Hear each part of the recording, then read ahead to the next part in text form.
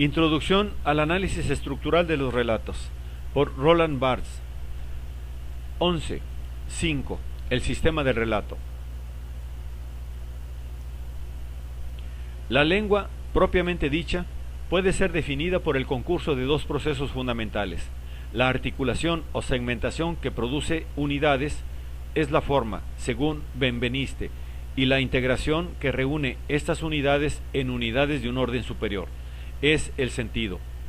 Este doble proceso lo encontramos en la lengua del relato, y ésta también conoce una articulación y una integración, una forma y un sentido. 1.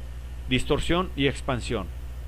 La forma del relato está esencialmente caracterizada por dos poderes, la de distender sus signos a lo largo de la historia y el de insertar en estas distorsiones expansiones imprevisibles. Estos dos poderes parecen como libertades, pero lo propio del relato es precisamente incluir estos desvíos en su lengua. La distorsión de los signos existe en la lengua, donde Bailly la estudia, a propósito del francés y del alemán.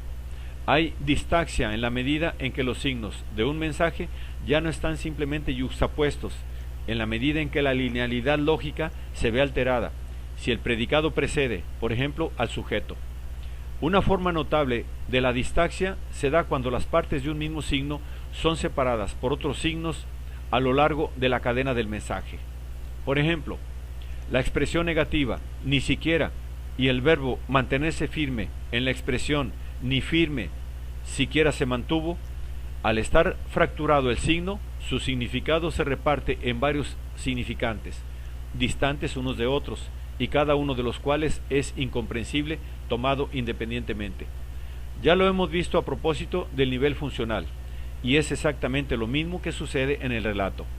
Las unidades de una secuencia, aunque forman un todo a nivel de esta secuencia misma, pueden ser separadas unas de otras por la inserción de unidades que provienen de otras secuencias. Como ya dijimos, la estructura del nivel funcional tiene forma de fuga.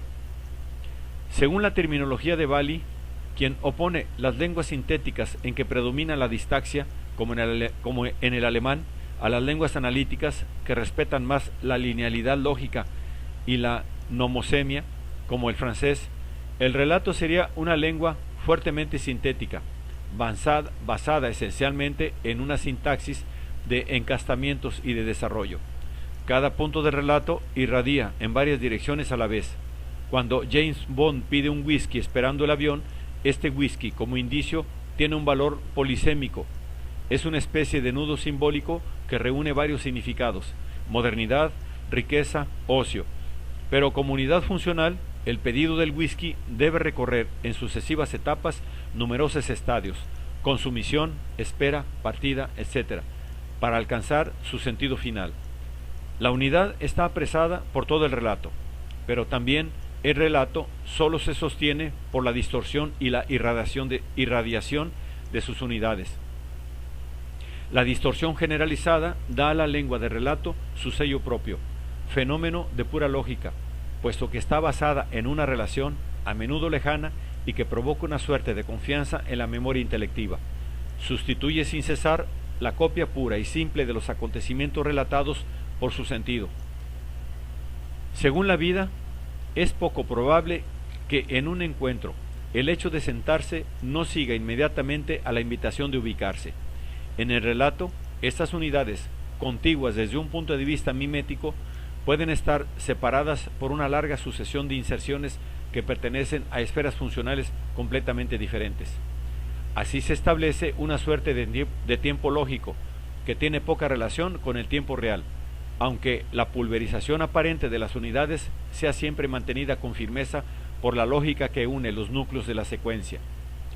El suspenso, evidentemente, no es más que una forma privilegiada, o, si se prefiere, exasperada de la distorsión. Por una parte, al mantener una secuencia abierta, mediante procedimientos enfáticos de retardamiento y de reactivación, refuerza el contacto con el lector, el oyente, y asume una función manifiestamente fática. Y, por otra parte, le ofrece la amenaza de una secuencia incumplida, de un paradigma abierto. Si, como nosotros creemos, Toda secuencia tiene dos polos, es decir, de una confusión lógica, y es esta confusión la que se consume con angustia y placer, tanto más cuanto que al final siempre es reparada. El suspenso es pues un juego con la estructura, destinado, si se puede decir, a arriesgarla y a glorificarla. Constituye un verdadero thrilling de lo inteligible, a representar el orden, y ya no la serie, en su fragilidad, realiza la misma idea de la lengua. Lo que aparece como lo más patético es también lo más intelectual. El suspenso atrapa por el ingenio y no por la emoción. Lo que puede ser separado también puede ser conectado. Distendidos, los núcleos funcionales presentan espacios intercalares que pueden ser colmados casi infinitamente. Se pueden llenar los intersticios con un número grande de catálisis. Sin embargo, aquí puede intervenir una nueva tipología, pues la libertad de catálisis puede ser regulada según el contenido de las funciones. Algunas funciones están mejor expuestas que otras a la catálisis, la espera, por ejemplo. Y según la sustancia del relato, la escritura tiene posibilidades de diéresis y por lo tanto de catálisis muy superiores a las del film. Se puede cortar un gesto relatado más fácilmente que el mismo gesto visualizado. El poder catalítico del relato tiene como corolario su poder elíptico. Por un lado, una función, se sirvió una comida sustancial, puede economizar todas las catálisis virtuales que encierra el detalle de la comida. Por otro lado, es posible reducir una secuencia a sus núcleos y una jerarquía de secuencias a sus términos superiores, sin alterar el sentido de la historia. Un relato puede ser identificado, aun si se reduce su sintagma total a los actantes y a sus grandes funciones, tales como resultan de la asunción progresiva de las unidades funcionales. Dicho de otro modo, el relato se presta al resumen, lo que antes se llamaba al argumento. A primera vista, esto sucede con todo discurso, pero cada discurso tiene su tipo de resumen, como el poema lírico, por ejemplo, no es sino la amplia metáfora de un solo significado. Resumirlo es dar este significado y la operación es tan drástica que desvanece la identidad del poema. Resumidos, los poemas líricos se reducen a los significados amor y muerte. De ahí la convicción de que es imposible resumir un poema. Por el contrario, el resumen del relato, si se hace según criterios estructurales, mantiene la individualidad del mensaje. En otras palabras, el relato es trasladable, traducible, sin perjuicio fundamental.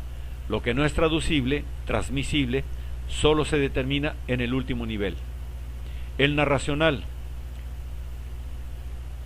solo se determina en el último nivel, el narracional. Los significantes de narratividad, por ejemplo, difícilmente pueden pasar de la novela al film, que solo muy excepcionalmente conocen el tratamiento personal y la última capa del nivel narracional, a saber, la escritura, que puede pasar de una lengua a otra, o pasa muy mal. La traductibilidad del relato resulta de la estructura de su lengua. Por un camino inverso, sería pues posible descubrir esta estructura distinguiendo y clasificando los elementos diversamente traducibles e intraducibles de un relato.